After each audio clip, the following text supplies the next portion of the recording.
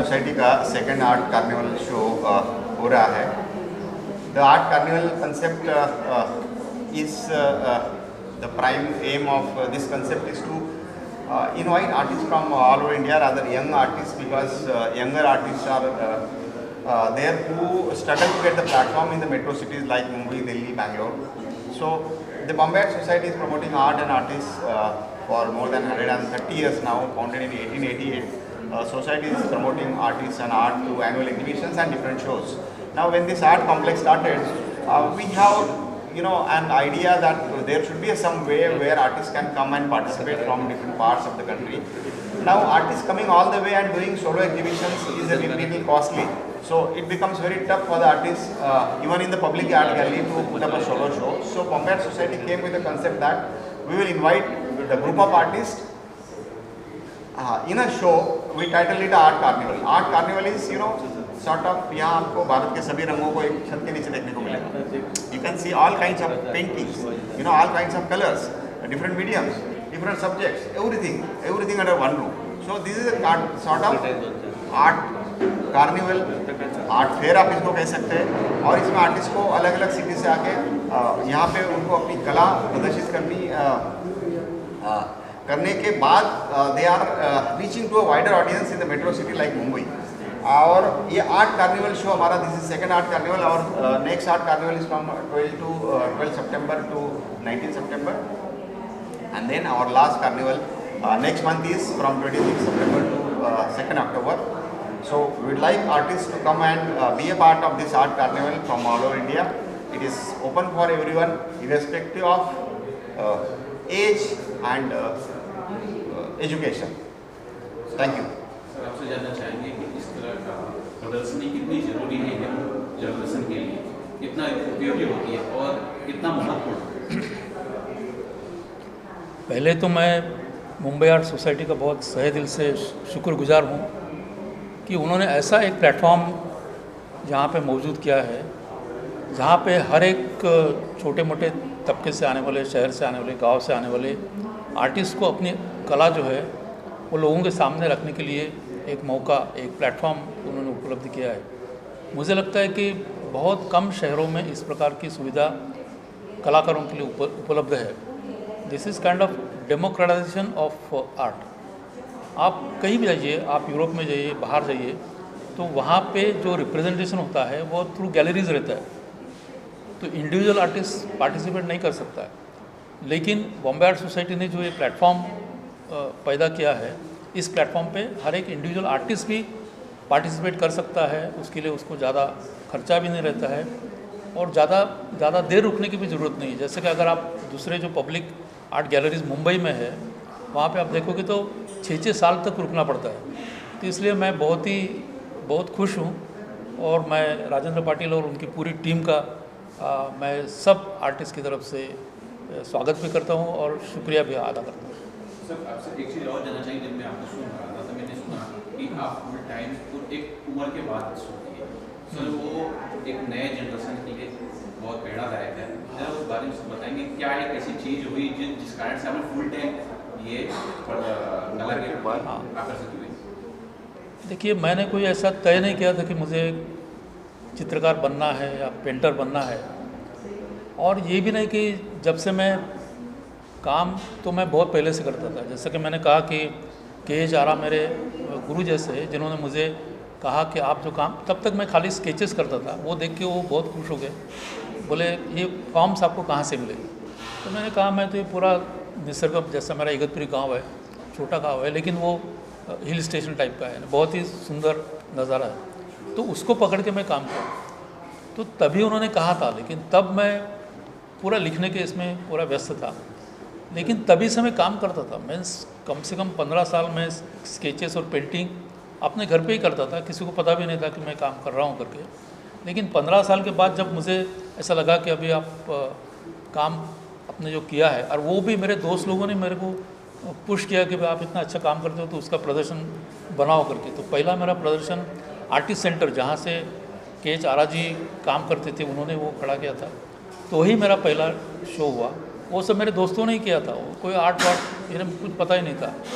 तो लेकिन तब से बाद में मैं जब काम शुरू किया, तब मैं इंडिया आर्ट फेस्टिवल जो कि राजेंद्र पाटिल चलाते हैं, तो पहले चैप्टर से अभी 12 साल लगातार मैं वहाँ पे शो में काम करता हूँ। और जैसा मैंने आपको बताया कि मैं मेरे लिए काम करता हूँ, मैं क्योंकि मेरा पूरा जीवन तो इसके ऊपर अवलंबित नहीं है, क्योंकि मैं कहीं और काम करके फिर ये शुरू किया। तो मुझे ऐसा लगता था कि इसमें मुझे पूरा फ्रीडम लेके काम करना चाहिए, तो इसलिए मैं पूरा फ्रीडम लेके मुझे जैसा लगता है काम करता हूँ।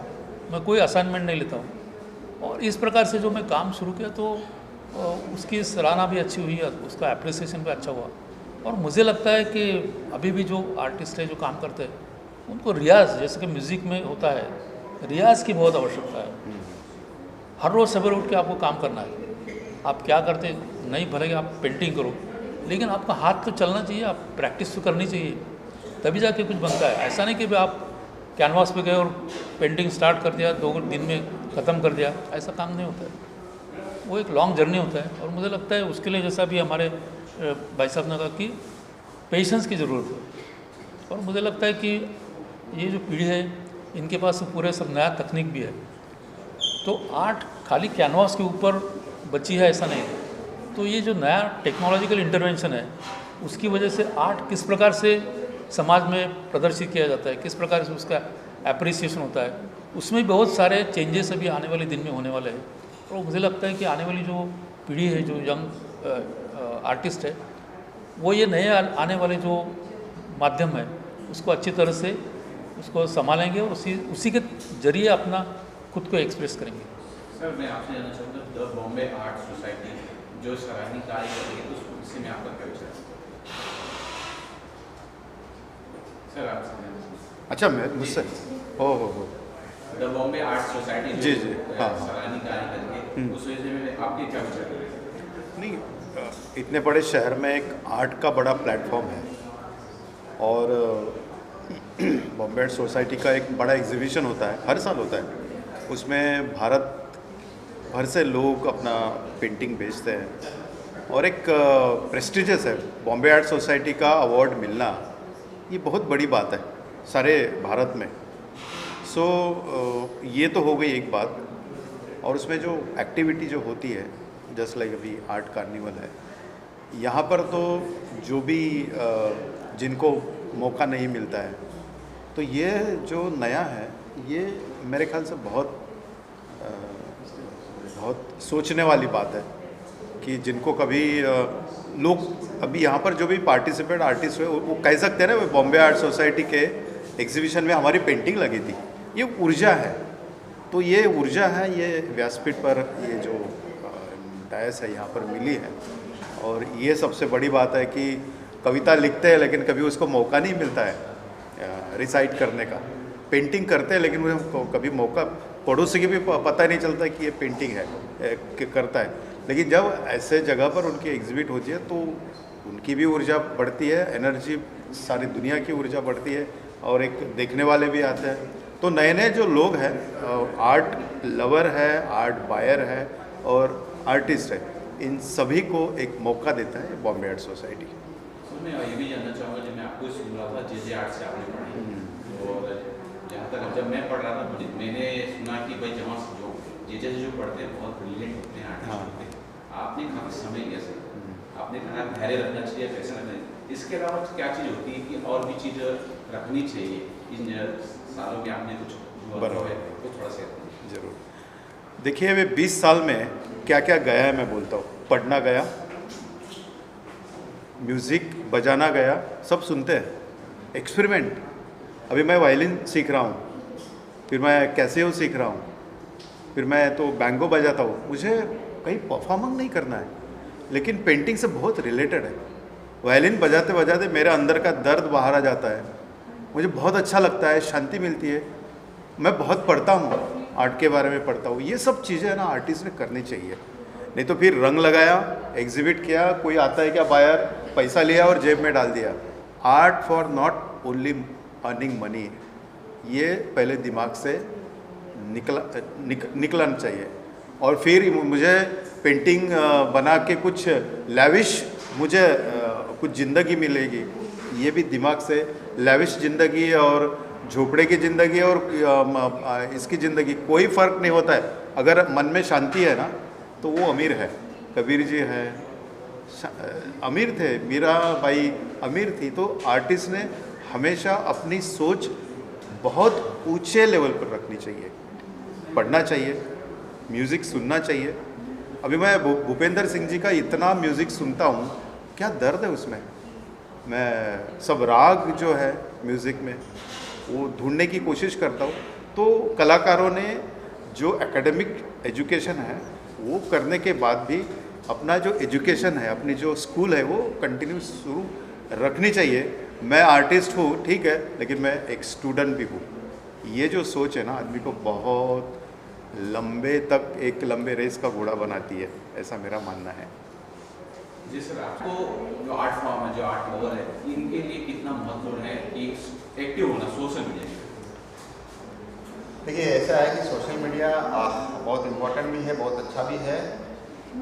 और वैसा देखा जाए तो वहाँ भीड़ भी ज़्यादा है। बट अगर आप सिलेक्टिवली उसको प्रॉपरली यूज़ करेंगे तो social media, particularly Facebook, Instagram, ये आर्टिस्ट के लिए एक ऑडियंस बहुत अच्छी क्रिएट करते हैं। और सोशल मीडिया ऐसा प्लेटफॉर्म है जिसमें आपको बहुत कुछ खर्चा भी नहीं करना पड़ता है।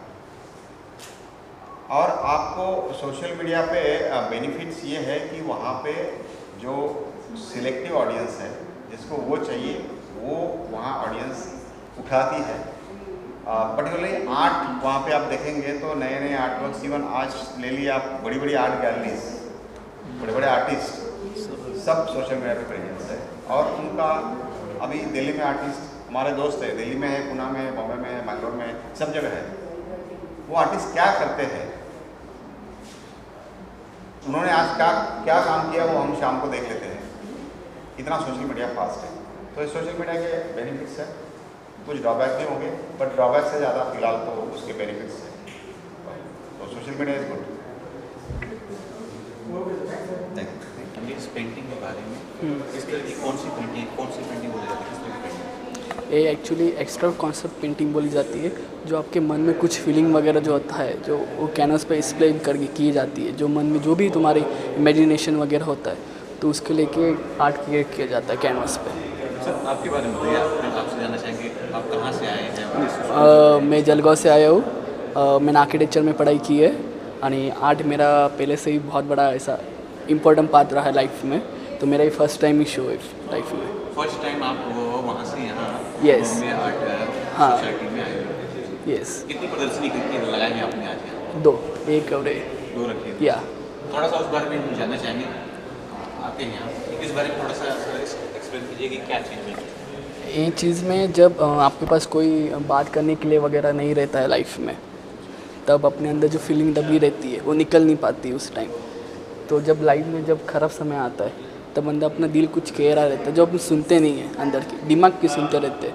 जब अंदर सब आर्ट बंद करके जब हार्ट भी देखते हो, तब आपको दिखाई देता है जैसे ये हार्ट किया हुआ है। जब लाइफ में जब आता है, तब अपनी नसें वगैरह रुक जाती है। तो ये ऐसा इफेक्ट दे रहा है कि तुम्हारा नसें वगैरह ठंडी पड़ गई, जो तुमको कुछ सूझ नहीं रहा है वगैरह।